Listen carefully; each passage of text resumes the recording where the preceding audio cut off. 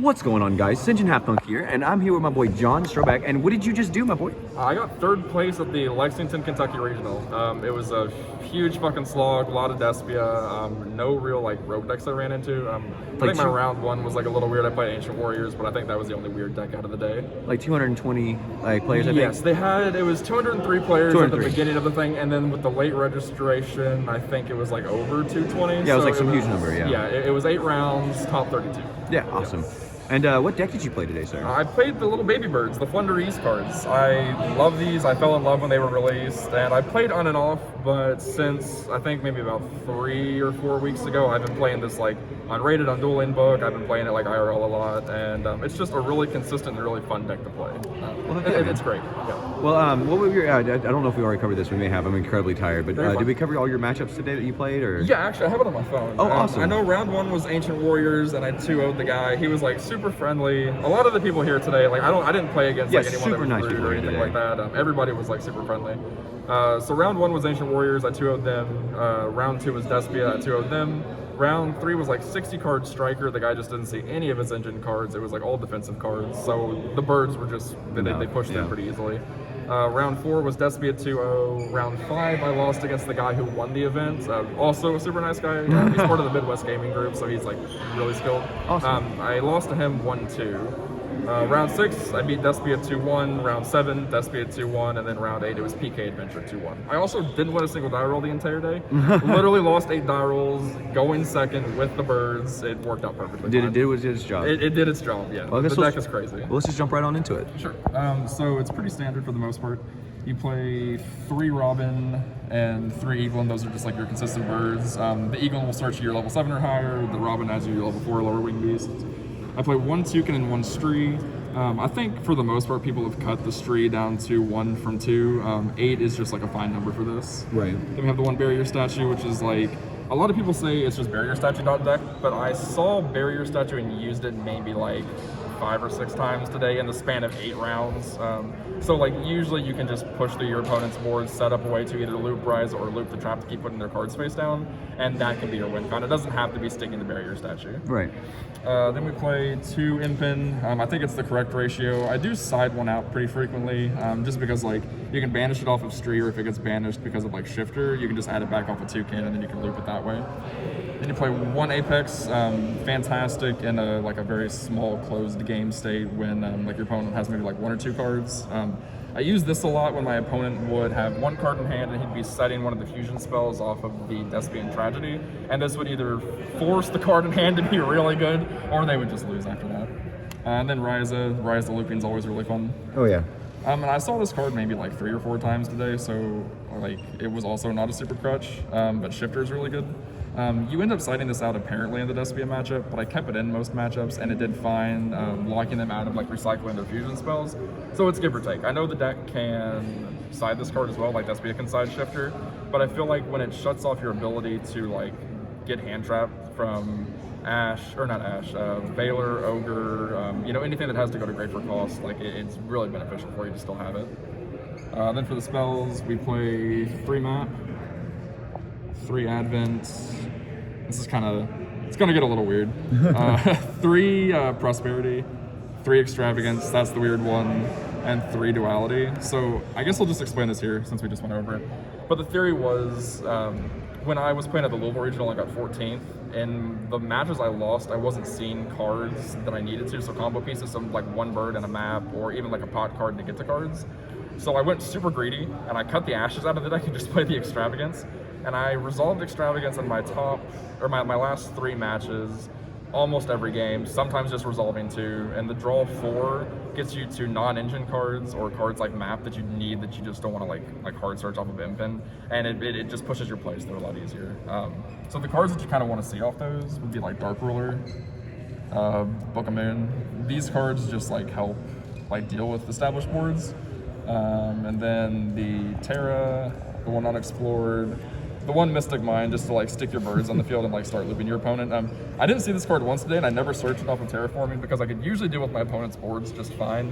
But the theory is, and what's worked out in practice is, being able to put this up against decks that just like either don't play the adventure package and can bounce it with the equip spell, it lets you like start your baby birds, and you can even like hold your opponent under the mine for a couple turns to accrue resources by summoning the baby bird, using the effect and crashing it into your opponent's monster to banish it, and then you're just kind of like slowly over a couple turns getting the cards that you need. And then the one drop, that's pretty standard. So yeah, that's the main deck. It's 40 cards. I was playing 41 for a little bit. I was playing Called By in the main as my 41st card, but I decided to side it just because like my side deck pattern kind of like revolved more around that, which you'll see in here. And I think the difference between like 40 and 41 isn't super great, but just how it worked out. Right. Ended up sticking in the side deck. So for the side, we have 3 DD Crow, which is fantastic today. You can search this off of Verbena. It's also fantastic dealing with the branded in red because once they target the card, you just banish it and that card resolves without effect. Theoretically, this card's fantastic, Dark Smorg.